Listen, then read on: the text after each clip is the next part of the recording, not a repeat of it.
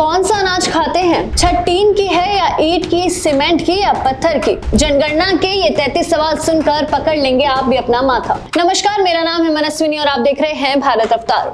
देश में जनगणना हर 10 साल में होती है। 2011 में हुई थी, 21 में होनी थी, लेकिन कोविड आ गया। अब सवाल यह है कि क्या देश को आखिरकार 16 साल बाद नई जनगणना मिलने जा रही है? जवाब है हाँ, सरकार ने आदेश जारी कर दिए हैं। आपको बता दें कि डिजिटल जनगणना का पहला चरण 1 अप्रैल 2026 से 30 सितंबर 2026 तक चलेगा। लेकिन रुकिए, ये जनगणना सिर्फ आप कितने लोग हैं पूछकर खत्म नहीं होने वाला। इस बार सरकार पूछेगी पूरे 33 सवाल जो आपको चौंका देंगे, और इनमें से कई सवाल ऐसे हैं जो पहले कभी नहीं पूछे गए हैं। और इस बार कोई कागज पेन नहीं, लाखों कर्मचारी मोबाइल ऐप के जरिए घर घर जाएंगे। मतलब डेटा सीधे सर्वर पर, तेज, सटीक और रियल टाइम में। अब आते हैं उन सवालों पर जो सबसे ज्यादा चर्चा में है। पहला बड़ा सवाल, घर की दीवार किस चीज की बनी है? फर्श मिट्टी का है या पक्का? छत टीन की है या आरसीसी की? क्यों? क्योंकि इससे पता चलेगा कि देश में कच्चे और पक्के घरों की असली तस्वीर क्या है। दूसरा ट्रेंडिंग सवाल है कि घर में इंटरनेट है या नहीं, लैपटॉप या कंप्यूटर है या नहीं। ये सवाल बताते हैं कि डिजिटल इंडिया जमीन पर कितनी मजबूती रखता है।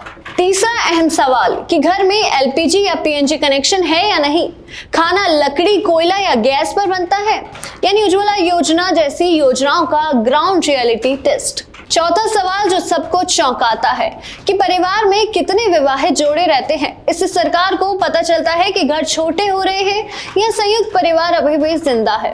पांचवा बहुत अहम सवाल, शौचालय है या नहीं, घर के अंदर है या घर के बाहर, यानी स्वच्छ भारत मिशन का सीधा फीडबैक। और एक सवाल जो पहली बार इतना क्लियर है कि परिवार में खाए जाने वाला मुख्य अनाज क्या है, चावल, गेहूं या बाजरा। इसका इस्तेमाल होगा फूड सिक्योरिटी और राशन सिस्टम तय करने में। और सबसे ज्यादा पूछे जा रहा सवाल यह है कि आखिर जनगणना में मोबाइल नंबर का क्या काम है। इसमें सरकार का कहना है कि ये नंबर सिर्फ जनगणना से जुड़े मैसेज और अपडेट्स के लिए और इन्फॉर्मेशन देने के लिए ही लिया जा रहा है। अब एक सवाल हम सभी के मन में है कि अगर जवाब नहीं दिया तो क्या होगा? जनगणना में सहयोग करना हर नागरिक की जिम्मेदारी है। गलत जानकारी देना या जानबूझकर मना करना कानूनी अपराध माना जा सकता है, क्योंकि जनगणना सिर्फ गिनती ही नहीं, ये तय करती है स्कूल कहाँ बनेंगे, अस्पताल कहाँ खुलेंगे, पानी, बिजली, सड़क कहाँ पहले पहुंचेगी और सीटों का परिसीमन, आरक्षण और बजट का बंटवारा।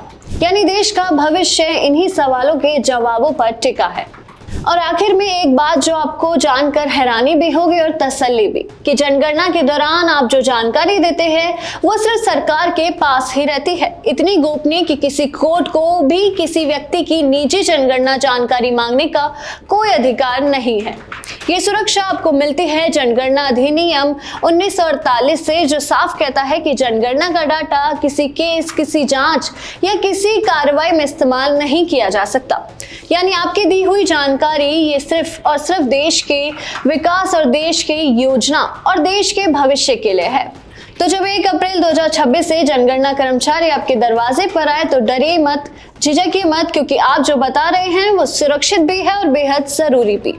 अगर ये इन्फॉर्मेशन अच्छी लगी हो तो वीडियो को शेयर जरूर करना, और ऐसे ही इंफॉर्मेटिव खबरों के लिए देखते रहिए भारत अवतार। धन्यवाद।